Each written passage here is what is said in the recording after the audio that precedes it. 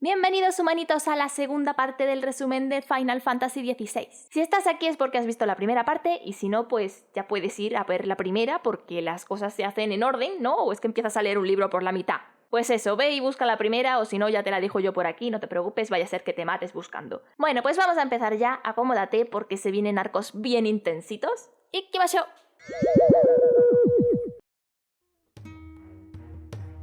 Avanzamos al año 878 de la era balistiana, 5 años después de la muerte de Cid, la destrucción de la guarida y la caída de la cabeza del dragón. Clive y Jill se encontraban infiltrados en la República de Dhalmekia con la intención de liberar a un grupo de marcados. Clive había heredado el nombre de Cid el Infame y en esos 5 años habían estado tras la pista de Hugo Kupka, siguiendo sus juegos y cayendo en sus trampas. Trampas como la que les estaba tendiendo de nuevo, atrayéndolos hacia su guardia personal con ese grupo de marcados. I'm here to even the odds. Any objections? It's him, the outlaw. Clive y Jill intervienen, ponen a salvo a los marcados y combaten contra los soldados dhalmekianos. Allí encerrados, los soldados pretendían que una pantera castrense acabase con ellos, pero Clive y Jill la derrotan sin mayor dificultad. Tras esto, parecía que los marcados iban a agradecerles la ayuda, pero fue todo lo contrario.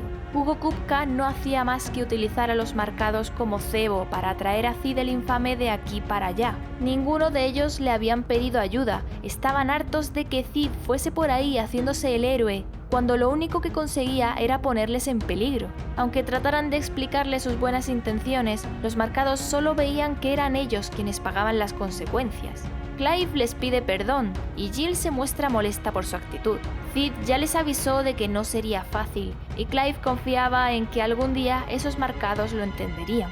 Clive y Jill, de camino a la nueva guarida, la cual se ocultaba ahora en un lago en tierras estigias, comentan que era lógico que nadie comprendiera lo que estaban haciendo, ya que sus efectos serían para garantizar un futuro mejor a costa de empeorar las condiciones del presente. Pero aunque Jill tuviese sus dudas, seguirían luchando por el sueño de Cid, por ello Clive había heredado su nombre y con ello su legado. Llegaron a la guarida, la cual, al igual que la anterior, aprovechaba la estructura de unas ruinas empíreas, lo que en su día debió de ser un impresionante barco volador. Sin embargo, requería mucho más mantenimiento, pues al estar en contacto con el agua corrosiva de las tierras estigias, había que estar continuamente barnizando con materiales especiales las estructuras de madera, al igual que las embarcaciones. La guarida contaba con un sistema de filtración de agua que la volvía potable, diseñado por una ingeniera llamada Mid. Habían conseguido cultivar en un pequeño huerto, cuyo mayor logro eran las manzanas de Martel. Ese manzano lo plantaron en la anterior guarida, aunque las manzanas que daba estaban tan malas que el único que era capaz de comérselas era Cid, y Martel fue una mujer que dio su vida por traerlo de vuelta y ahora, tras muchas investigaciones y pruebas con fertilizantes, sus frutos eran dulces y todos podían disfrutarlos. También había nuevas incorporaciones en la guarida, como Vivian Nueve Cuentos, una erudita que fue profesora en la Universidad de Camber en las Ciudades Libres. Su insaciable empeño por conocer la verdad le ganaron la enemistad de algunos compañeros que tramaron su asesinato, por lo que huyó a la guarida y ahora instruía a Clive en los entresijos políticos de Baristea. Es así como le hace a Clive un pequeño resumen de todo lo que había acontecido en los últimos años, cómo el Sacro Imperio había puesto el foco en el neutral dominio cristalino y se había hecho con su control y había establecido ahí su nueva capital, un sitio estratégico desde donde atacar y defenderse de los reinos vecinos. The Holy Empire, the Dhalmekian Republic, the Kingdom of Waloed, and of course, our friends in Yaran. Who will be left standing, I wonder, when the last drop of blood is spilled? Harpócrates, por su parte, era un historiador que conocimos en la antigua guarida y que por suerte sobrevivió al ataque de Titán. En su caso, ayudará a Clive en todos los enigmas que surjan, como por ejemplo averiguar quién es realmente Artema. Tarja, la sanadora, también sobrevivió a aquella noche y se había encargado de borrar con éxito la marca del rostro de Clive. Esas marcas no eran simples tatuajes, su tinta estaba compuesta por veneno de la flor del dragón. Una simple gota en contacto con la sangre sería suficiente para matar a un hombre adulto, por lo que el proceso de marcaje se llevaba por delante incontables vidas. Tarja había desarrollado una técnica para extraerlo con sumo cuidado, y aunque era terriblemente doloroso, era la única forma conocida de liberar a los portadores de su marca de esclavitud. Gav se encontraba infiltrado en la República de Dhalmekia e informa a través de una carta de los nuevos movimientos de Hugo Kupka. Parecía que estaban movilizando a su ejército hacia Twinside, la nueva capital imperial, en respuesta al atrevimiento del Imperio por romper el pacto de no agresión al dominio. Esto Clive y Jill lo ven como una gran oportunidad. Durante esos 5 años, Clive no había sido capaz de dominar su poder y Jill había cargado con gran parte del peso en batalla. Sin embargo, para ella no era ninguna carga. Iban a cambiar el mundo y todavía le debían un gran favor a Joshua. Clive recordaba vívidamente que fue su hermano quien los salvó y lo escuchó desafiar a Artema. Aún llevaba consigo aquella pluma y estaban seguros de que volverían a encontrarse. Joshua, por su parte, se encontraba investigando los territorios del norte, territorios que fueron los primeros en sucumbir a las tierras estigias y que no dejaban de avanzar, amenazando con asolar toda Valistea. Otto acababa de recibir un mensaje informando de que había problemas en la fonda de Marta. Al parecer, Marta había desaparecido, así que Clive y Jill van enseguida en su búsqueda. Los imperiales habían atacado la fonda en busca de los portadores que Marta ocultaba y la apresaron. Siguiendo su rastro, la encuentran herida en el camino, y esta insiste en que no se preocuparan por ella y fueran enseguida a la abadía, pues sus marcados corrían peligro. Unos guardas oscuros estaban purgando el antiguo ducado de portadores, y para cuando Clive y Jill llegaron a la abadía ya era demasiado tarde. Unos soldados imperiales los sorprendieron, y junto a ellos se presentaron los llamados guardas oscuros. Esto a Clive le hizo enfurecer, pues los únicos guardas que habían existido en Rosaria eran los guardas ducales, y siempre lucharon por defender a su pueblo. En cambio, estos guardas oscuros daban caza a los portadores y a todos aquellos que los protegieran. Tras derrotar a los soldados y a los guardas, Jill y Clive encuentran el cuerpo sin vida del abad junto a más portadores. Los marcados habían dado su vida por salvar a Marta e intentaron proteger al abad hasta la extenuación. Uno de ellos aún respiraba y les pide que le dijeran a Marta que por favor no se sintiera culpable. Los guardas oscuros regresarían y solo Marta, con la ayuda de Cid, podrían proteger Rosaria de su amenaza. Cuando regresaron a la fonda, Marta no podía evitar sentirse culpable. Hacía varias lunas que había escuchado rumores sobre unos caballeros vestidos de negro que asesinaban a los portadores, pero no le dio importancia y pensó que eran simples cuentos del Imperio. Clive estaba seguro de que la idea de esos guardas había sido fruto de su madre. Solo ella podía sentir tanto odio hacia los marcados de Rosaria. Marta le pide a Clive que le mandase un grupo de libertadores de la guarida para poder defenderse si volvían a atacar, y de vuelta a la guarida, Clive se topa con un mercader que le habla de un famoso chocobo que había por la zona. Lo llamaban Alma Blanca y junto a 2 compañeros eran los pájaros más valientes que habían visto nunca, pues defendían a los viajeros de los ataques de los bandidos. Sin embargo, los bandidos habían dado con su escondite y el mercader estaba preocupado por lo que pudieran hacerles. A Clive le sorprendía que un grupo de chocobos combatieran a los bandidos, así que decide ir a echar un vistazo. Llegó a tiempo para ayudar a los chocobos y es entonces que se da cuenta de que aquel chocobo blanco no era otra que su Ambrosía, su fiel montura que lo protegió de los escombros en el pórtico del Fénix. A partir de ahora, siempre que Clive necesitase su ayuda, podría llamarla y esta y sus amigos acudirían para hacer los viajes más amenos.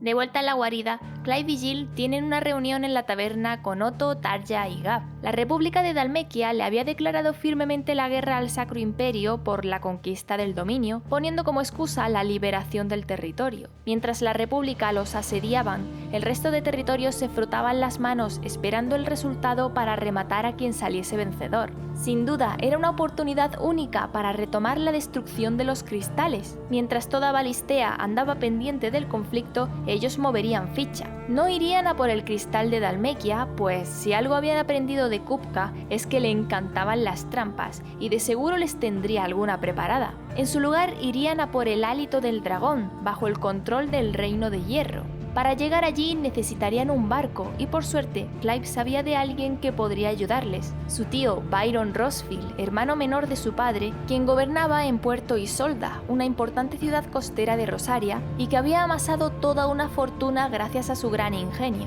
It's settled then. What are we waiting for? Eh? Huh?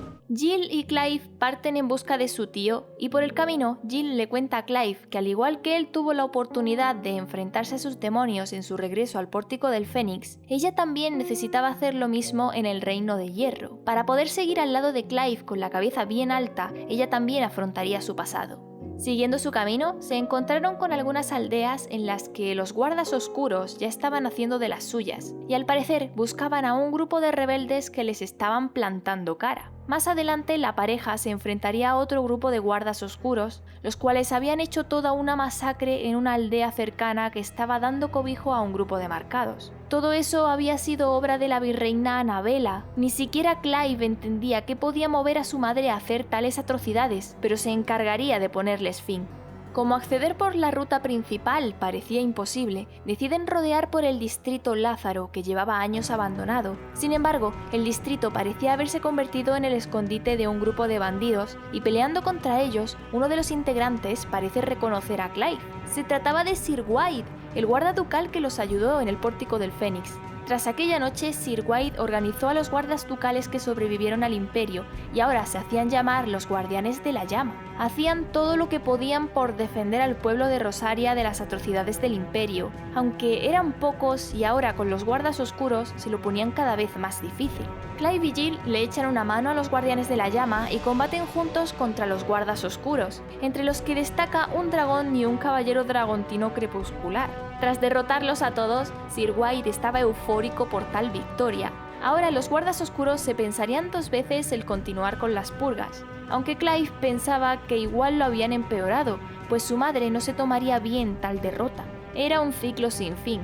Conforme derrotaban a un enemigo, llegaba otro para ocupar su lugar. Pero Sir Wight no perdía la esperanza de que algún día el ducado volvería a ser lo que era.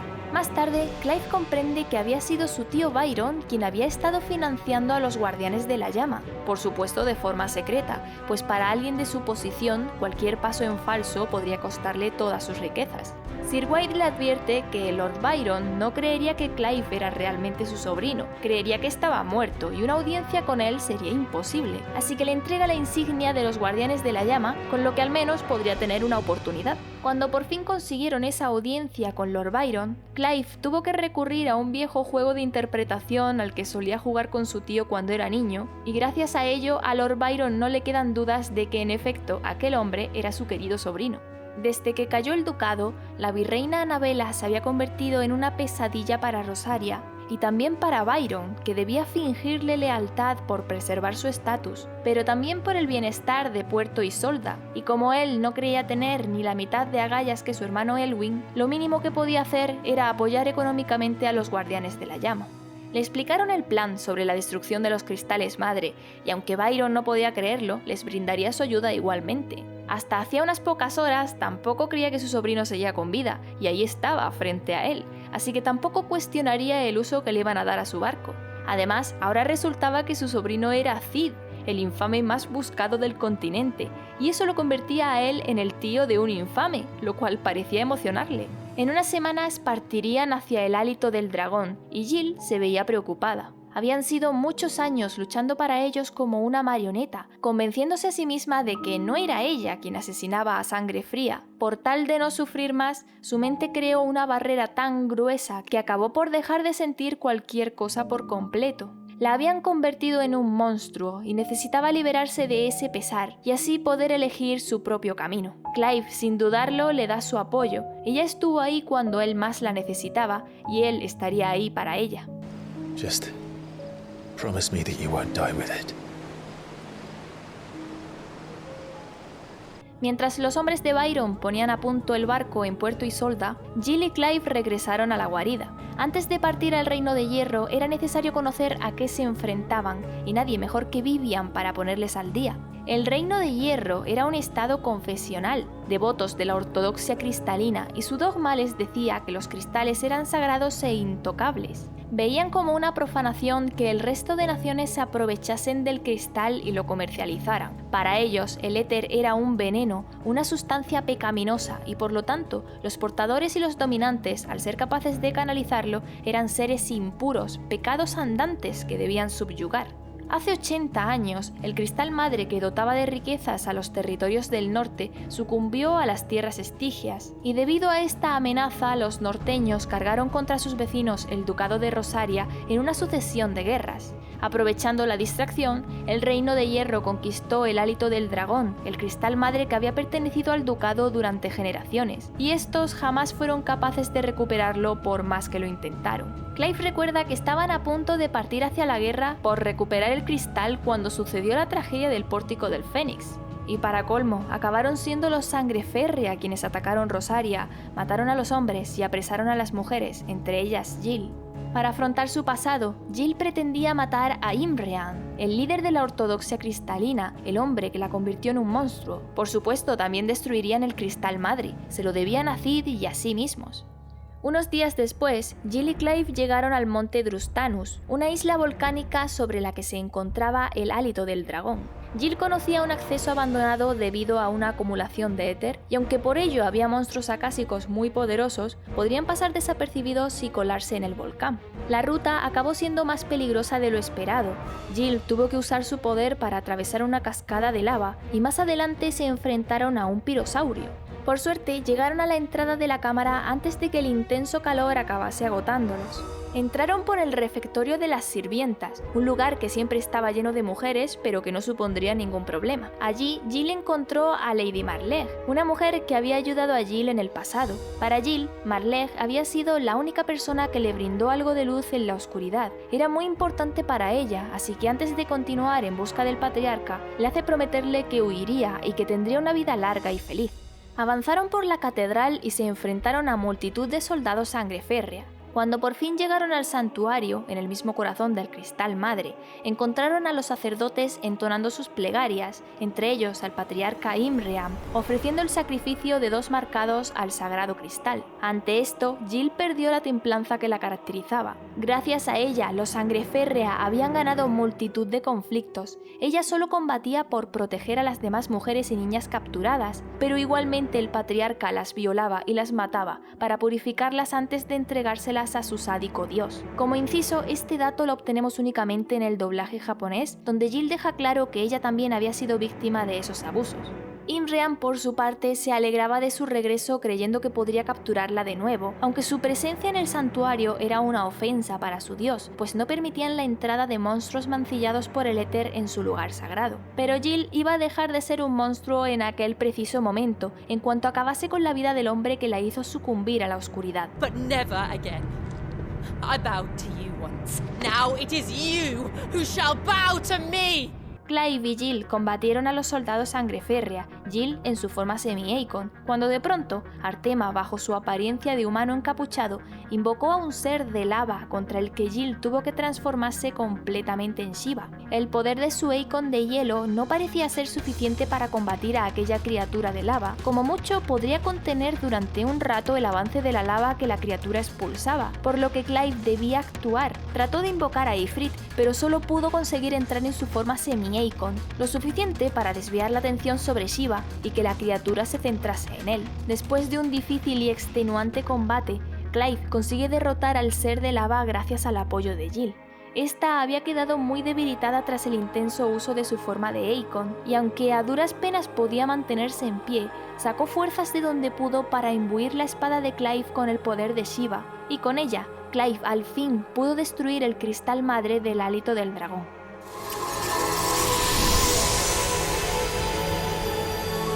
Are you watching, Sid? We're one step closer to freedom. De esa forma, Jill pudo zanjar de una vez por todas su pasado, le dio muerte al sumo sacerdote Imream y dejó de ser un monstruo para convertirse en otra infame.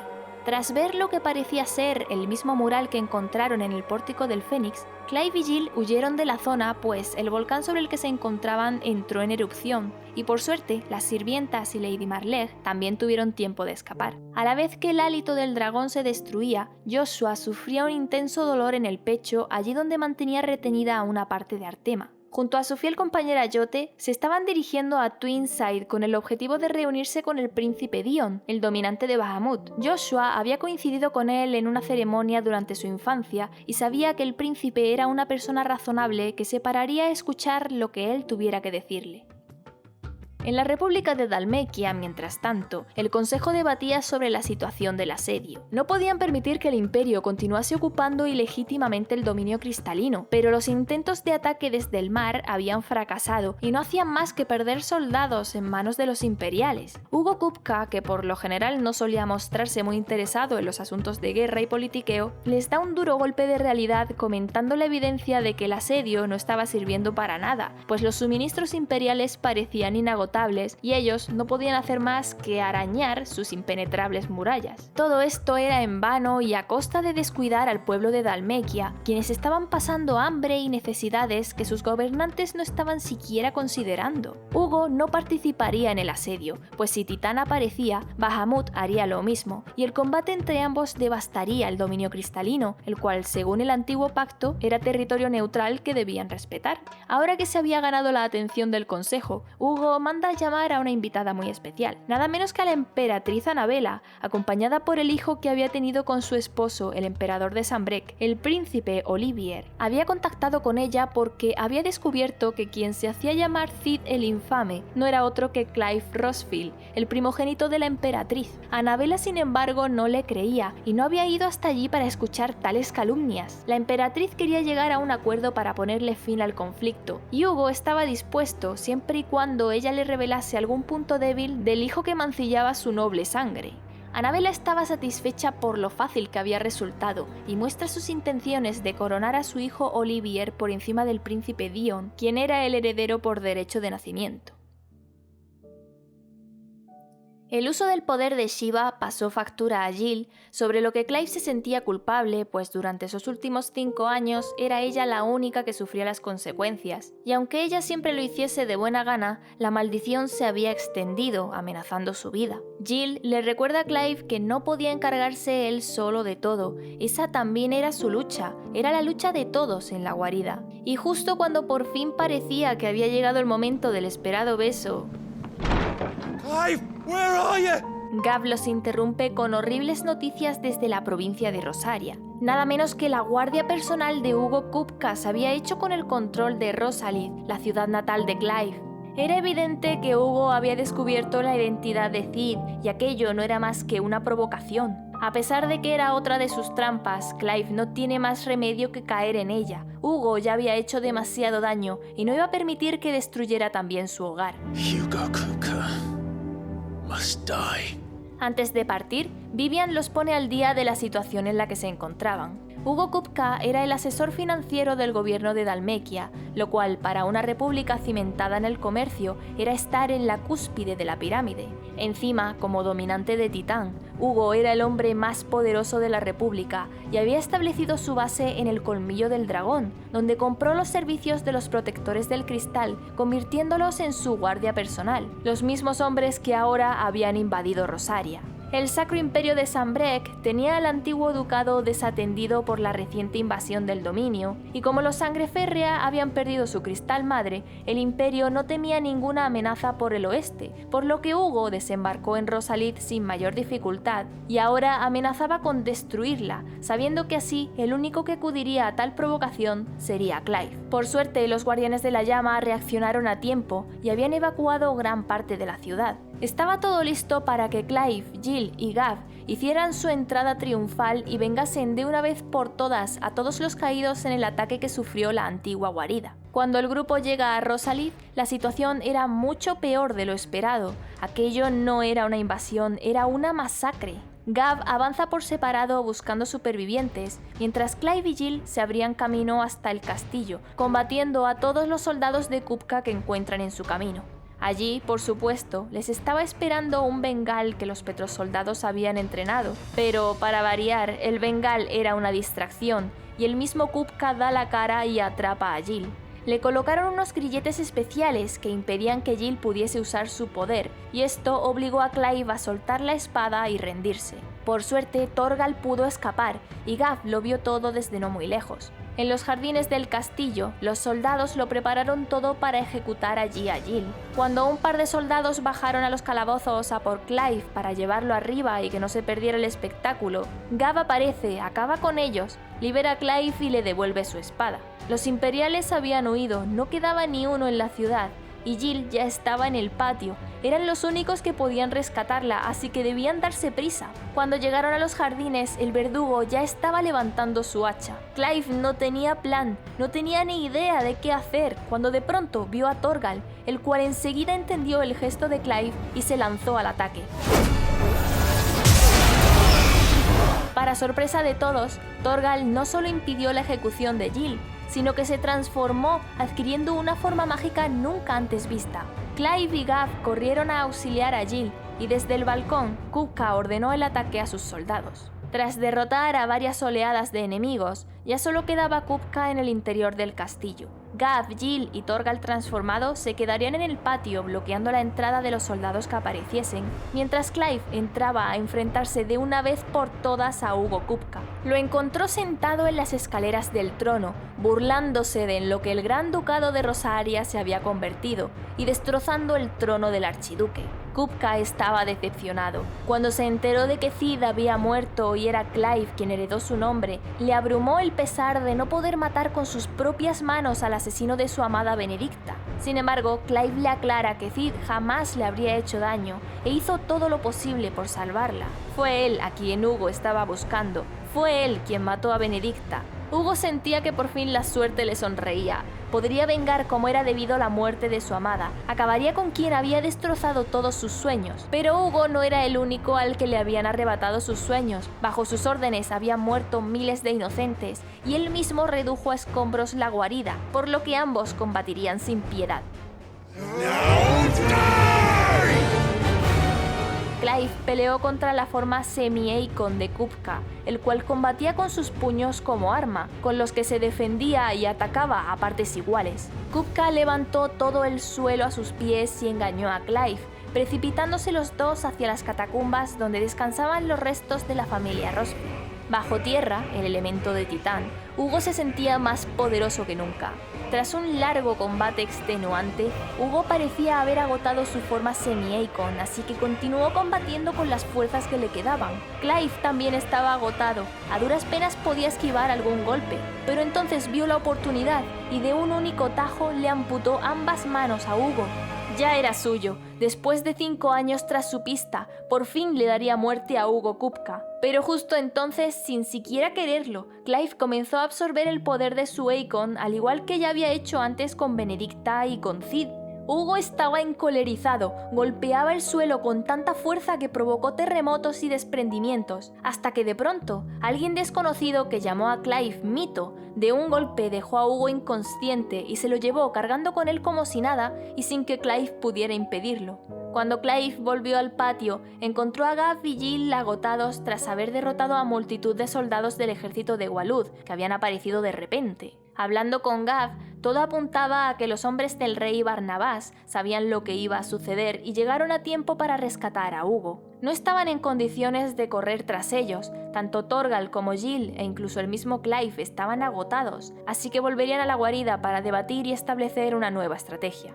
Ya de vuelta en la guarida, Tarja regaña a Jill por el estado en el que había vuelto y la obliga a descansar, mientras Gav, por un lado, investigaba qué podían ser esos superpoderes que había desarrollado Torgal, y Clive informa a Otto de lo sucedido en Rosalith. Es entonces que se nos presenta a Midadol Telamon, también conocida como Mid a secas. Se trataba de la hija adoptiva de Cid, la cual este encontró abandonada en un bosque cuando era muy pequeña y la había criado dándole mucho cariño. Para asegurarse de que recibiese la mejor formación, la mandó a la prestigiosa Universidad de Camber, de donde Mid había regresado cansada de tanta teoría y con muchas ganas de ponerlo todo en práctica. Era una chica con mucha energía y picaresca, y no tardaría en hacerse un hueco en la guarida montando su propio taller de ingeniería. Al fin y al cabo, Cid sabía que Mid tenía un don con las máquinas y quería que algún día pusiera sus conocimientos en práctica por el bien de la causa.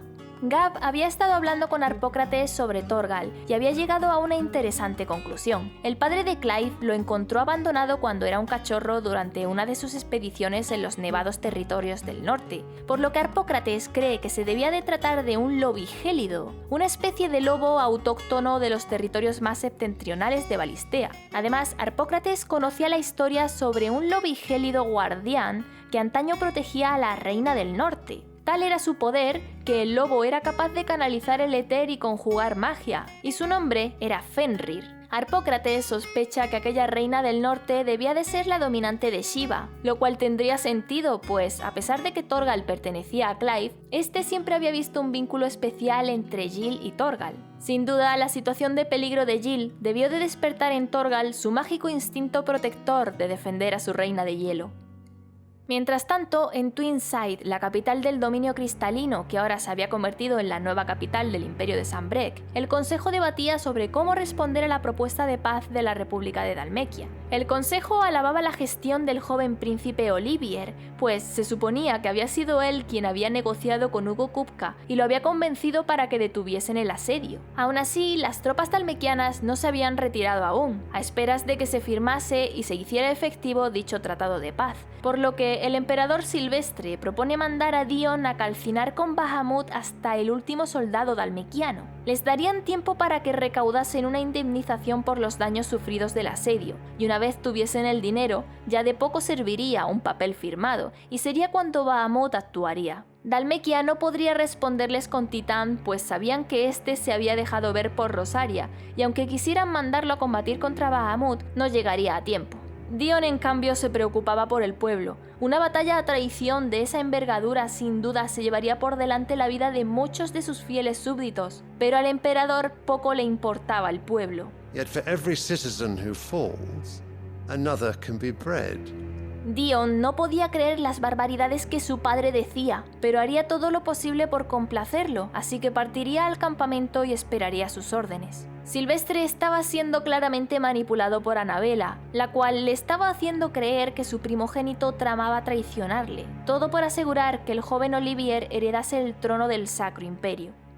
Más tarde, en la guarida, recibieron la visita de Lord Byron Rosfield, que debido a su situación en Puerto Isolda, tuvo una vista privilegiada de los movimientos de Kupka y aportó información interesante que ayudó a Vivian a interpretar dónde debía de estar escondido. Sin duda, el ejército de Walud se llevó a Hugo a través del desierto de Belcroy, de vuelta al colmillo del dragón. Soldados dalmekianos y waludenses debían de estar compinchados, y no sería difícil seguirles el rastro a través del desierto. Para ese viaje, Byron se ofrece a acompañar a su sobrino, pues él se dirigía a Camber y le pillaba de camino. Comentando el nuevo plan con Otto, este le informa de que había una aliada en Dalimir llamada Rusina, la liebre del desierto. Su identidad solo la conocía Cid, y tras su muerte se cortó todo contacto con ella, así que Clive la buscaría al llegar allí para ver si podían volver a colaborar. Byron y Clive entraron en territorio de la República de Dalmekia a través del desierto de Belcroy. Avanzando por las dunas, no tardaron en llegar a Dalimir,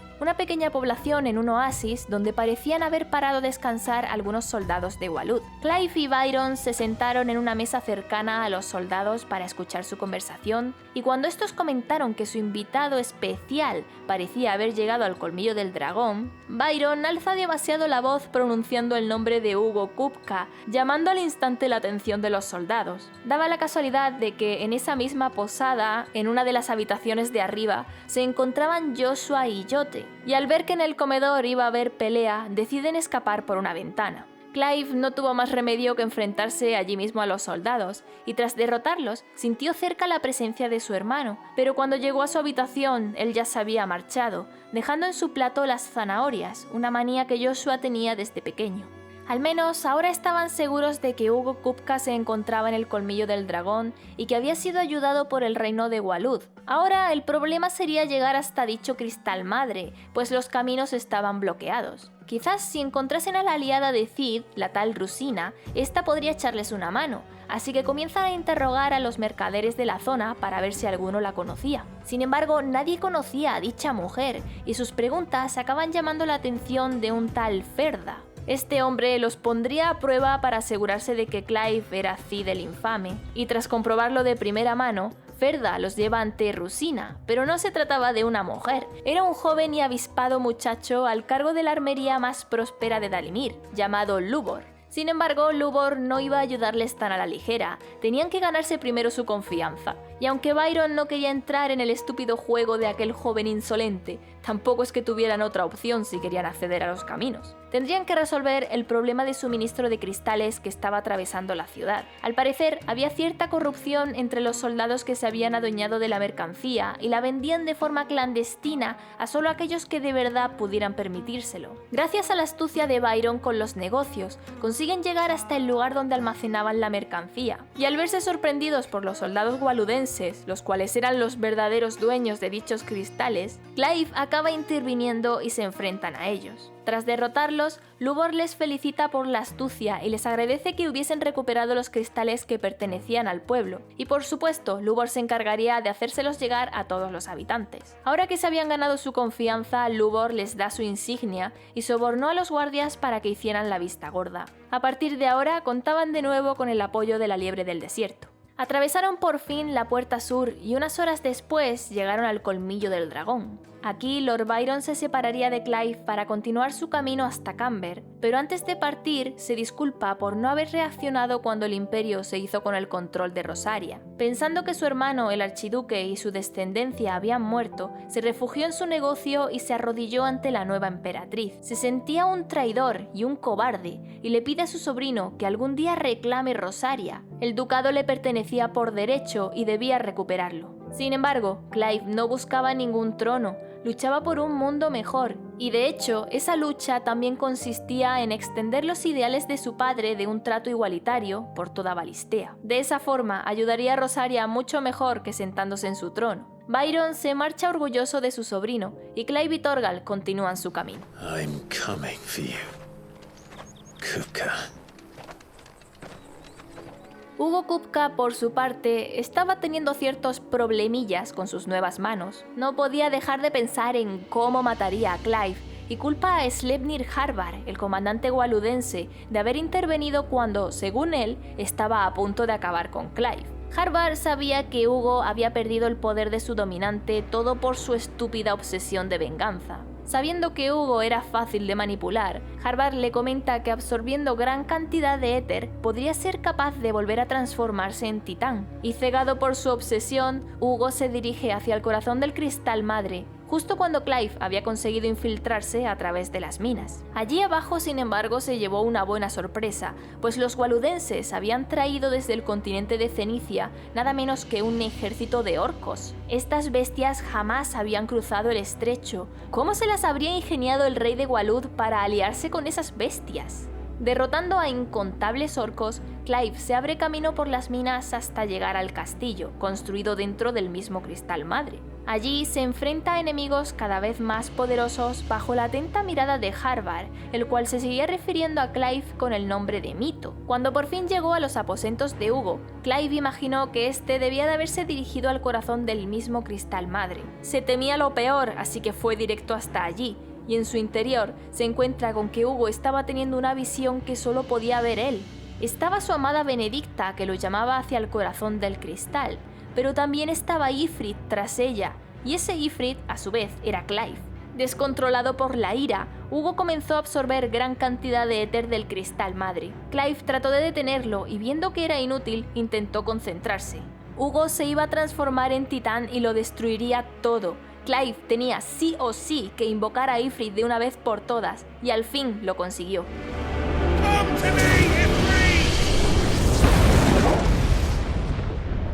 Hugo también se transformó en Sueikon, quien en esa forma fue capaz de recuperar sus manos, y comenzó un colosal combate donde Titán combatiría tanto a largo alcance lanzándole rocas a Ifrit como cuerpo a cuerpo con sus devastadores ataques de tierra. El combate cada vez se volvería más intenso, y es entonces que Ifrit desarrolla una nueva habilidad que le serviría tanto para atacar como para defenderse. Viendo Titán que estaba perdiendo, encuentra una fuente de éter del cristal madre y decide comérsela. En consecuencia, Titán pierde el control y de una potente onda expansiva expulsa a Ifrit al exterior. El exceso de éter que había acumulado Kupka había dotado a Titán de una forma mucho más colosal. Tal era su tamaño que parecía haber arrasado con el colmillo del dragón. Clive debía aprovechar la agilidad de Ifrit para esquivar sus ataques y las rocas que Titán le lanzaba continuamente. Ifrit parecía una pulga comparado con su adversario, pero sus ataques eran efectivos después de todo, así que tras muchas esquivas y contraataques, Clive vio la oportunidad de usar las mismas extremidades de Titán en su contra, dejando al descubierto pequeños puntos débiles que Clive no dudaría en aprovechar. Y así, con mucha paciencia e insistencia, repitiendo la misma jugada, Ifrit consigue derrotar a la forma colosal de Titán.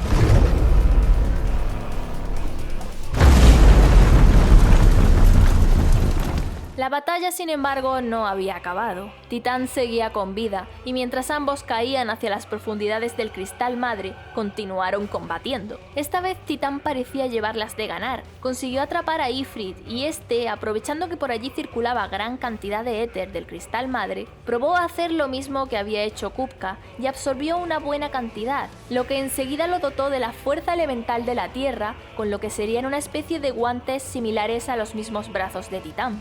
Con ellos, ambos Eikon se enzarzaron en una sucesión de puñetazos encadenados, y finalmente sería Ifrit quien acabó vencedor. A pesar de que no entraba en sus planes de ese día destruir el Cristal Madre del Colmillo del Dragón, el corazón se encontraba tan a su alcance que Clive no desaprovechó la oportunidad. Sin embargo, al hacer esto, Artema volvió a interferir en la mente de Clive. Artema sentía que Clive estaba aumentando cada vez más su poder y estaba cada vez más cerca de la perfección. Llamándolo mito, Artema insiste en que Clive había sido creado para un propósito. Sin embargo, su conciencia y su voluntad estaban impidiéndolo, por lo que Artema debía encargarse de destruir su voluntad para que todo siguiera según su plan. Desde una montaña cercana, Harvar junto al rey Barnabás contemplaban la destrucción del Cristal Madre y comentan lo desafortunado que había sido Hugo, quien había dado su vida por la cabeza de una mujer. Mientras tanto, en el campamento imperial, Terence, la mano derecha de Dion, se preocupaba por su salud ante la constante necesidad del príncipe de invocar a Bahamut. Entonces se nos revela que estos dos mantenían una relación a escondidas, un amorío doloroso, pues debían mantener siempre las apariencias.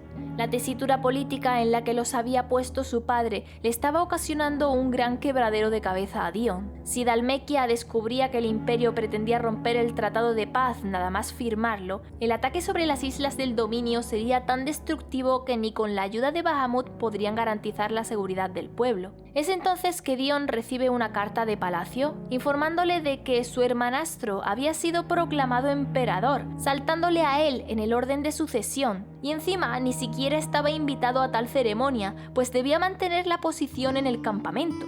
Justo entonces se presenta ante él Joshua, a quien Dion rápidamente identifica como el dominante de Fénix, sorprendido, pues desconocía que este siguiese con vida. Se conocían de una ceremonia que tuvo lugar hacía 20 años, pero Joshua confiaba en que Dion escucharía atentamente la historia que iba a contarle. Clive regresó a la guarida trayendo las buenas noticias que todos llevaban 5 años esperando escuchar. Había dado muerte a Hugo Kupka y encima había destruido él solo el colmillo del dragón. Pero había algo que a Clive no le terminaba de encajar en todo aquello. ¿Qué estaba tramando el reino de Walud? Vivian le ayuda a organizar las ideas con ayuda de su mapa, en el cual nos explica que Barnabás, el rey de Walud y dominante de Odín, tiempo atrás había conseguido unificar todo el continente de Cenicia bajo su estandarte, y en lo que respectaba a Tormentia, Barnabás había formado parte de las batallas más cruentas, pero por alguna razón, de pronto había dejado de involucrarse. A pesar de tener a Dhalmekia como aliado, Walud no movía ni un solo peón, y aunque las tierras estigias ya se habían llevado por delante más de la mitad de su continente, tampoco mostraba interés por conquistar tierras fértiles. Lo que sí había hecho era mandar un regimiento de orcos al colmillo del dragón, aparentemente para nada, pues tampoco pretendía reclamar el Cristal Madre para su reino. Estaban ante un plan que era más grande de lo que podrían imaginar, pero por suerte el tío de Clive se había volcado completamente por la causa y se estaba encargando personalmente de informar sobre los movimientos de los waludenses, así que debían tener paciencia y esperar dichos informes.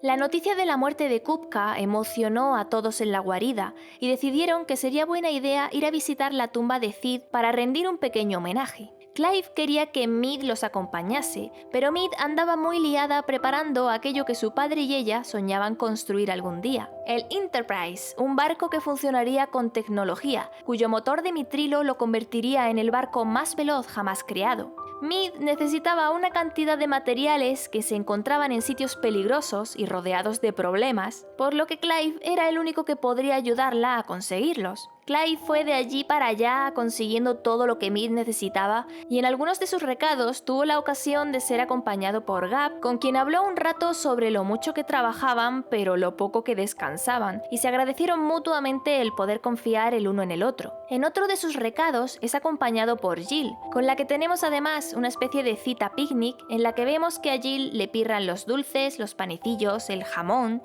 y en definitiva que disfrutaba como una niña de la comida. Cuando por fin tenían todos los materiales y Blackthorn preparó el prototipo que Mead necesitaba, esta se marchó de la guarida antes de que la obligasen a ir con ellos a la tumba de su padre. Se había ido nada menos que con Lord Byron a Camber, pues este al poco le envía a Clive una carta en la que le cuenta que, aparte de que había conseguido que un conocido de Camber colaborase con la causa, que Mead estaba allí construyendo un barco y que le caía muy bien. Clive se ve obligado a mandar a Gab allí para que le echase un ojo a Mead, pero antes, junto a varios integrantes más de la guarida, visitan la tumba de Cid, que se encontraba en las ruinas de la antigua guarida. Allí, Clive encontró un martillo, lo cual debía significar que Mead sí que había ido a visitar la tumba de su padre. Y tras un breve momento muy emotivo recordando a Cid, deciden continuar la lucha que él comenzó. El siguiente objetivo sería el cristal del dominio, la cola del dragón en Twinside, así que Caron insiste en que Guts los acompañase.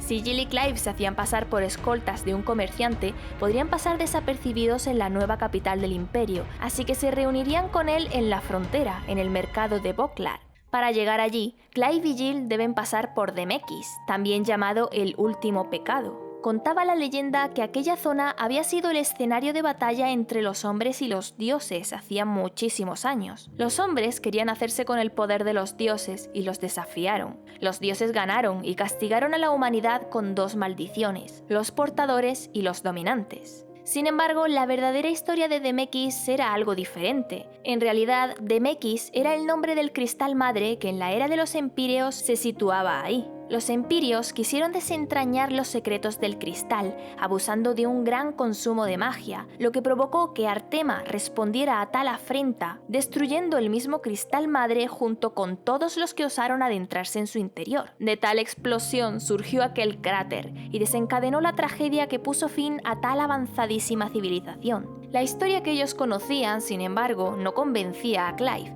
pues no entendía por qué los dominantes iban a ser una maldición si en Rosaria, por ejemplo, era el dominante de Fénix quien siempre heredaba el trono y era una figura admirada y querida por su pueblo.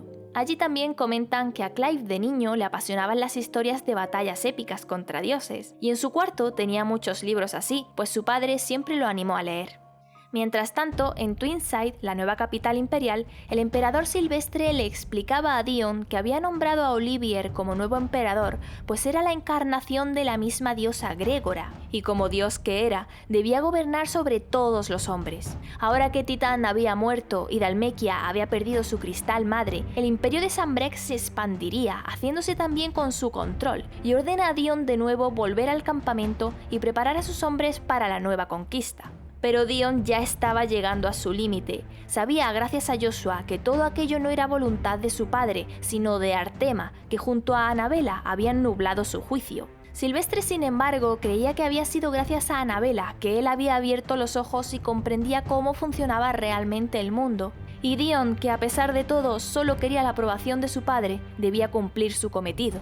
El emperador se llevó a Olivier a una reunión del consejo, y una vez a solas, Anabela comentó sobre la impureza de la sangre de Dion. Alguien como él no debía heredar el trono, pues lo mancillaría al tratarse de un hijo bastardo del emperador. Había sido un milagro que Bahamut lo eligiese a él, pero ya no ascendería más. Anabela le confiesa que le había hecho creer al emperador que Dion tramaba una rebelión, pero si él juraba lealtad a Olivier, haría la vista gorda y ella se encargaría de cubrirlo de gloria.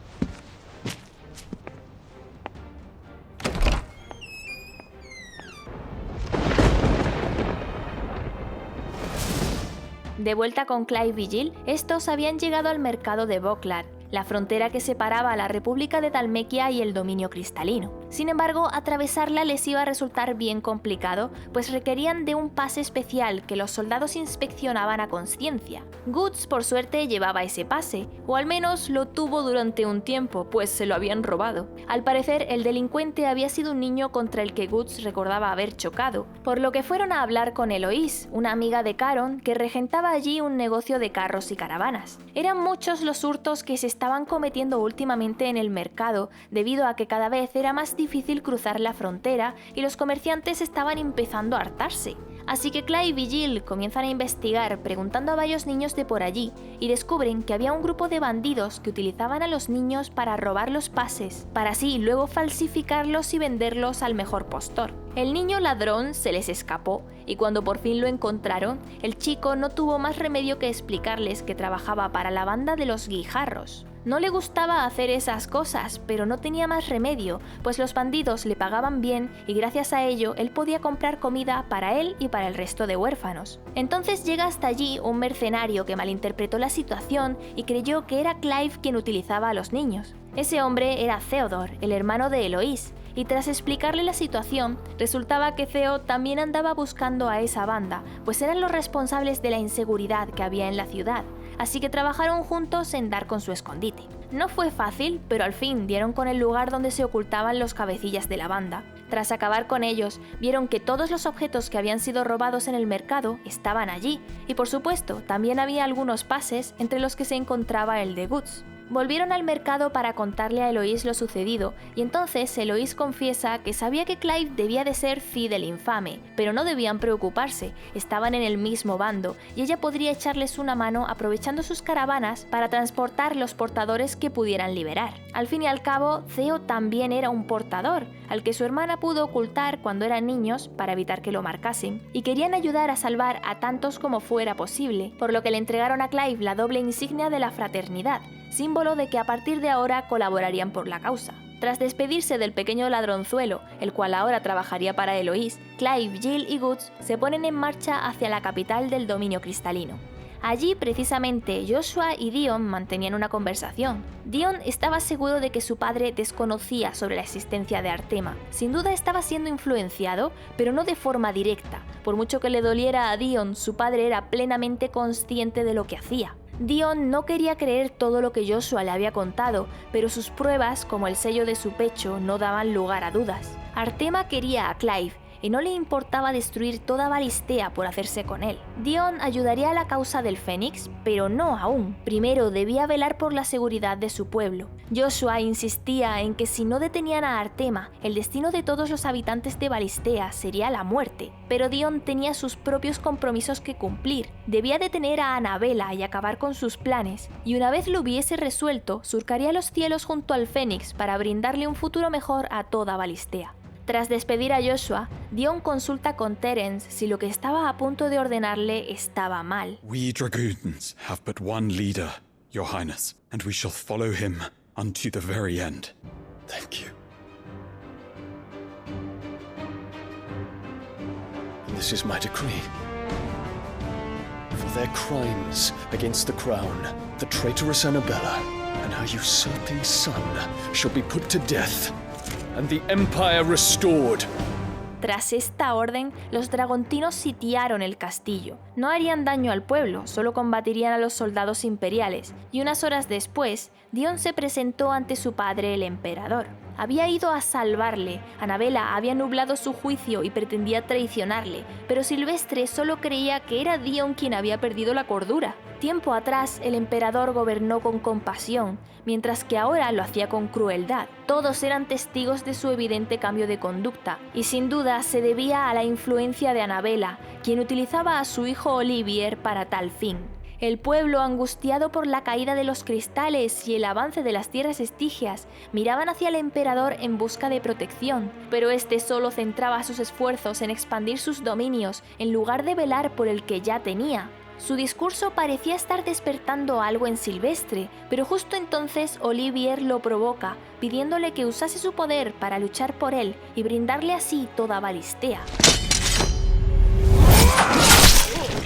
De esta forma, Dion descubre que quien realmente estaba detrás de todo no era Annabella, sino que era su propio medio hermano. Había sido él quien había provocado esa situación, pues era el mismo Artema quien controlaba su conciencia y lo había orquestado todo para que la voluntad de Dion se resquebrajase. Artema sentía que Mito estaba cerca, así que era el momento de ponerlo de nuevo a prueba, pero esta vez con el mismo Bahamut. Fue así que Dion perdió el control, justo cuando Clive y Jill se encontraban en una posada de la misma capital imperial. Enseguida se pusieron en marcha, pues si había problemas debían reunirse con Guts en el campanario de la plaza central. No entendían qué podía estar pasando. Fue poco a poco, conforme avanzaban y se enfrentaban a multitud de caballeros dragontinos, que la pareja comprende que aquello era una rebelión contra el mismo emperador.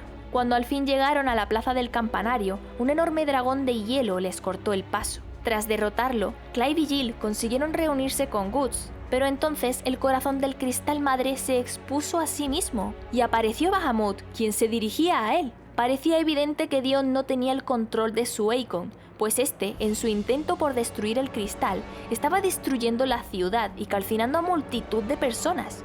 El cristal, por su parte, tenía su propio mecanismo de defensa, pues absorbió toda su estructura exterior para generar una nueva forma que lo protegería de los intentos de Bahamut por destruirlo. Y Joshua entonces se ve obligado a intervenir.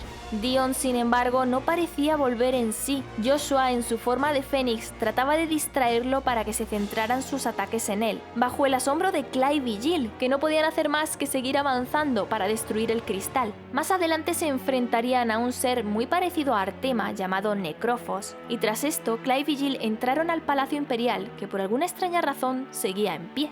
En su interior, Clive se sorprende de encontrar allí a su madre Annabella junto a Olivier. Clive entonces aprovecha para preguntarle por qué los traicionó, y Annabella responde que Rosaria estaba condenada por el avance de las tierras estigias y el archiduque lo iba a perder todo. Según ella, los gobernantes debían proteger su soberanía y su noble sangre, no al pueblo, el cual era fácilmente reemplazable. Y eso fue lo que ella hizo. Protegió su linaje formando uno nuevo con la idea de concebir el poder del Fénix y Bahamut en un nuevo dominante. Annabella confiesa que creía que Joshua era tan débil que moriría joven, y en la corte se rumoreaba que era culpa de ella. La opinión de sus inferiores la humillaba y avergonzaba, y culpaba a Clive por no haber sido quien heredase el Fénix, por eso lo odiaba tanto. Joshua, sin embargo, se había entregado en cuerpo y alma por estar a la altura de las expectativas, y Clive se convirtió en su guarda ducal para apoyarlo en su labor, pero ella en cambio no hizo nada por él, sino que encima los traicionó. Annabella, a pesar de todo, amaba a Joshua y aún creía que había muerto, pues ni siquiera se había asomado a la ventana para ver cómo el Fénix se encontraba conteniendo a Bahamut. Justo entonces, el Fénix cae inconsciente sobre el palacio y ante la mirada de todos los presentes recobra su forma humana. Bahamut lo había seguido y se alzaba amenazante, por lo que ahora sería Clive quien le haría frente.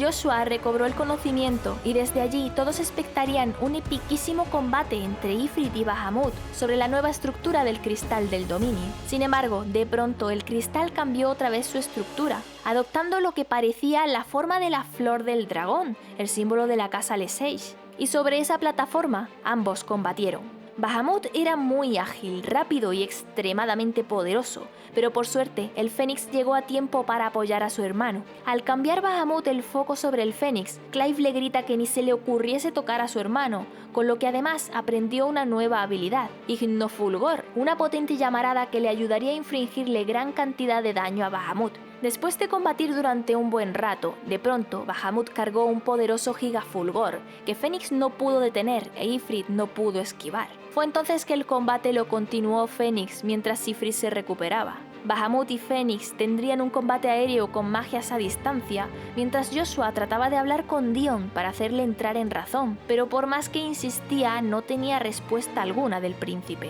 El combate se elevó sobre las nubes y los ataques de Bahamut cada vez serían más rápidos y poderosos. A pesar de que Joshua osaba todo su poder, sus ataques no parecían hacerle demasiado daño al dragón de luz. Bahamut entonces arrolló al Fénix, cayendo los dos de vuelta a la plataforma del cristal del dominio. Allí, Ifrit pudo detener el ataque de Bahamut, y ahora combatirían los hermanos juntos, en un combate que a pesar de ser un 2 contra 1, Bahamut no se lo pondría nada fácil. Gracias a una barrera protectora del Fénix, los hermanos pudieron protegerse de un impresionante terafulgor, y el combate continuó, donde Ifrit y Fénix compenetraron sus ataques y dieron todo lo que tenían. Así fue que Bahamut comenzó a sentirse en desventaja, y al igual que hizo Titán, Bahamut decide absorber el éter del Cristal Madre. Intentaron impedírselo, pero fue imposible. Bahamut lo había absorbido todo, y ahora las protecciones del Fénix no podrían detener sus poderosos ataques, que se habían potenciado más aún si cabe por el éter. Clive necesitaba más poder y le pide a Ifrit que le demostrara de qué pasta estaba hecho. Entonces, tanto Ifrit como Fénix sienten un extraño impulso que los atrae y de pronto ambos Eikon se fusionaron dando lugar a Ifrit Omega, una forma que podrían controlar entre los dos hermanos y con la que ahora sí podrían hacerle frente al potenciado Bahamut. La pelea acabaría desplazada hasta la estratosfera, donde tendría lugar un combate bien épico. Bahamut peleando a distancia con su magia de luz e Ifrit Omega combinando la magia de Fénix con los feroces ataques de Ifrit cuerpo a cuerpo. Aunque parecía que lo habían derrotado, Bahamut era muy resistente y persistente y se dispuso a realizar una de las magias más poderosas del universo, Zeta Fulgor, una magia tan devastadora que sería capaz de destruir el mismo planeta, y Clive y Joshua debían impedirlo a toda costa.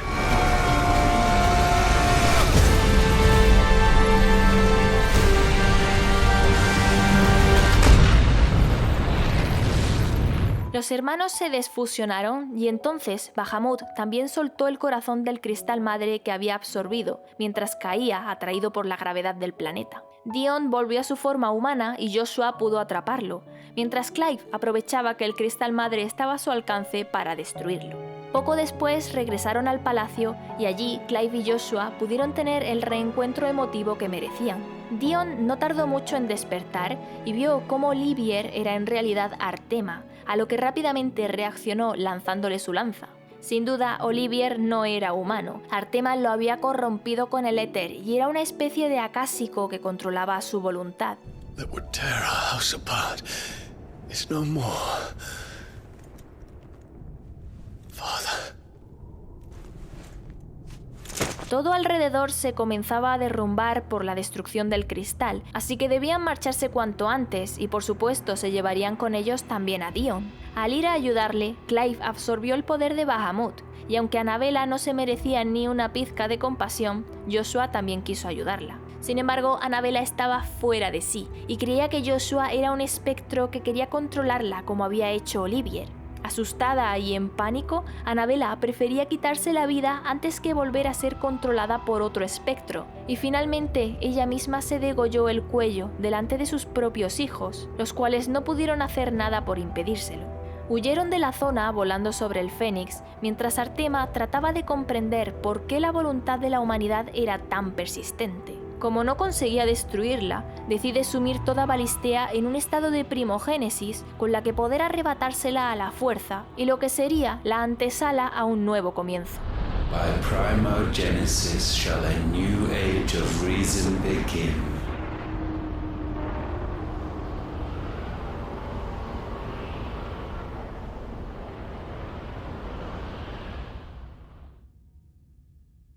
Hasta aquí hemos llegado con esta segunda parte. La tercera parte aparecerá por aquí en cuanto esté disponible, así que muy atentos al canal mientras tanto. Si puedes, por favor, interactuar con el vídeo de alguna forma, ya sea dando like o comentando o compartiendo. Te lo agradecería un montón porque todo eso ayuda a que el algoritmo de YouTube me quiera un poquito. Espero que como siempre os haya ayudado este resumen a comprender un poquito mejor la historia y nos vemos tan pronto como me sea posible con la tercera y última parte.